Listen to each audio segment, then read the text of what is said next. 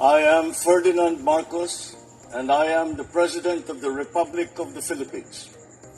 I stand today on behalf of 110 million Filipinos. Hi everyone, hello universe, it's me again. Shout out sa inyo mga kababayan. Nako po.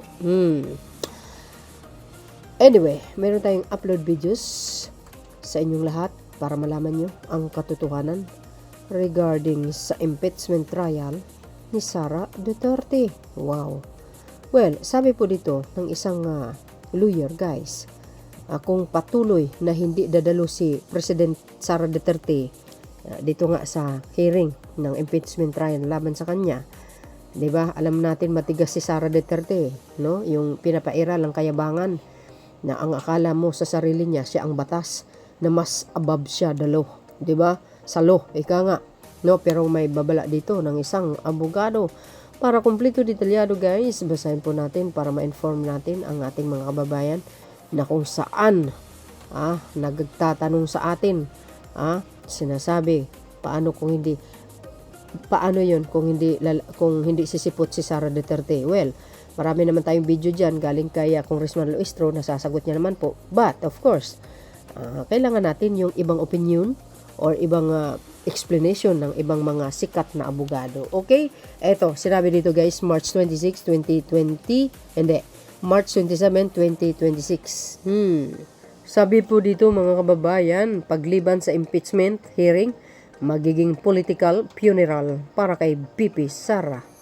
Agoy, sabi po ng isang abogado. Nako. Ano kaya ito? Para malaman natin guys, maganda ito para at least may nalalaman tayo. Ito ang maaaring mangyayari kung patuloy na hindi dadalo si Vice President Sara Duterte sa mga pagdinig kaugnay ng mga impeachment complaint laban sa kanya. Posibleng ito umano ang maging political funeral niya. Hala, funeral talaga. Ito ang babala ni Attorney Mel Santamaria, dating dean ng Far East University Institute of Law. Goes. Kaya pala, Sa panayam ni Pinky Webb sa programang On Point ng Bilyonaryo Channel, ayan, paliwanag ni Attorney Santamaria, may seryosong implikasyon ang hindi pagharap sa pagdinig, lalo na kung nabigyan naman ng tamang abiso ang respondent. Di ba? Of course guys, ang House Committee on Justice, kung nakita nyo naman ang pagdinig, due process po yan, ang tamang proseso, 'di ba? Sa pagbibigay ng abiso sa Vice Presidente at sa kanyang mga lawyers. Biro nyo, 16 lawyers yun, ang dami parang takot na takot kasi para sa akin, kung wala ka naman tinatago, but hindi mo naman kailangan na mag-hire ng 16 lawyers. Pwede naman siguro dalawa lang, 'di ba? Kung wala kang tinatago. But of course, minsan hindi maiwasan ang pag-iisip ng tao, bakit kaya 16 lawyers? Ang dami naman nun. Well, ako, para sa akin mga kababayan, kahit 16 lawyers yan, kung matibay yung ebidensya, wala. Lagpak pa din yan 16 lawyers nyo. Matatalo din yan. Kahit gaano kagaling yan, tandaan nyo, bumabase din ang depensa or prosecutors or tagapagtanggol sa tamang ebidensya, 'di ba? Ibig sabihin, sapat na ebidensya. Pag malakas ang ebidensya, sus. 'Di ba?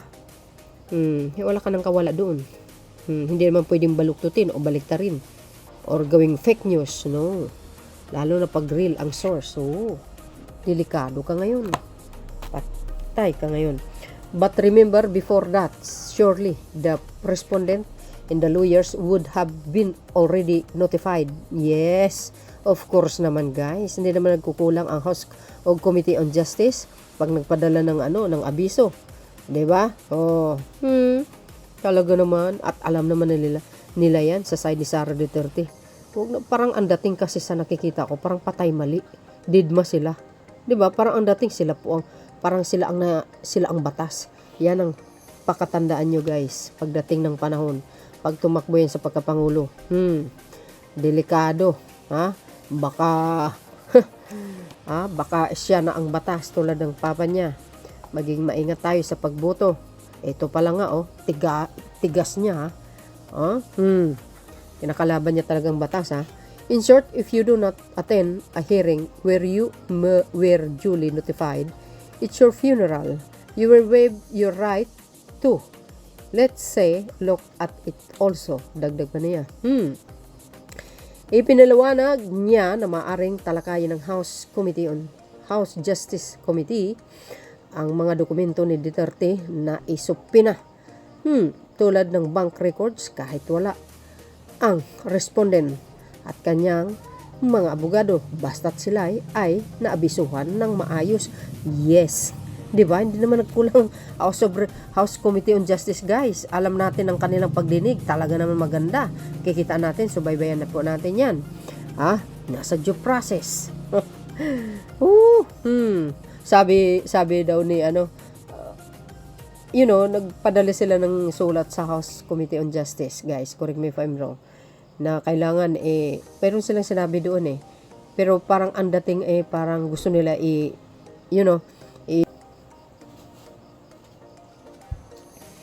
sabi dito mga kababayan, dinagdag ni Santa Maria na nasa verification stage pa lamang ang proseso kung saan tinitingnan kung umiiral ang mga dokumento at kung may laman ang mga ito. Yes, of course guys, dumidepende sa mga dokumento. Ibig sabihin, ebidensya. Dahil kung may sapat naman na dahilan na talagang may paglabag si Sara Duterte sa batas, natural. Ano pang gagawin? Di ba kakasuhin? Di ba? Ma-impeach, siyempre.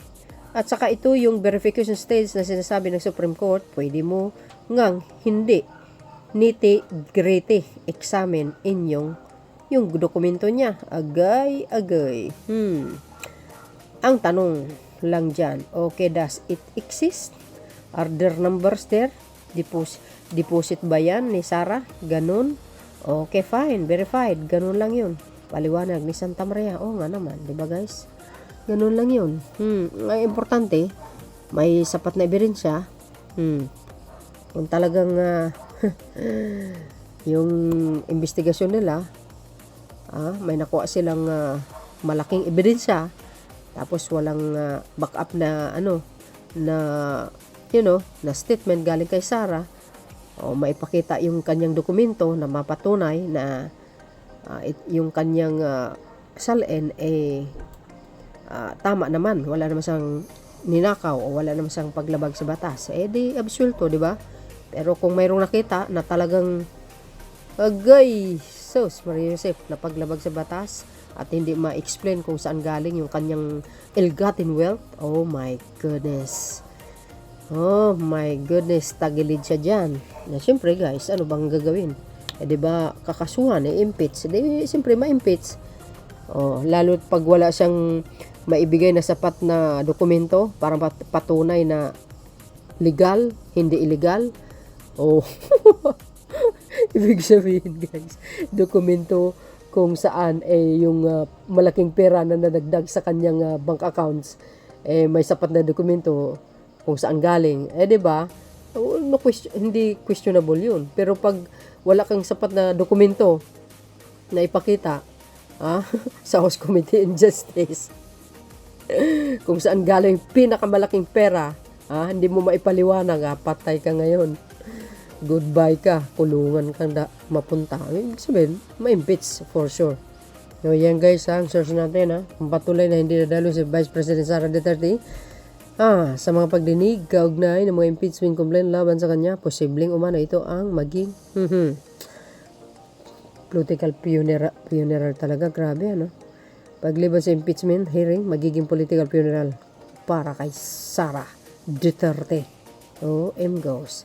So yun guys, kayo sa mga expert dyan na nanonood, mag-comment kayo guys.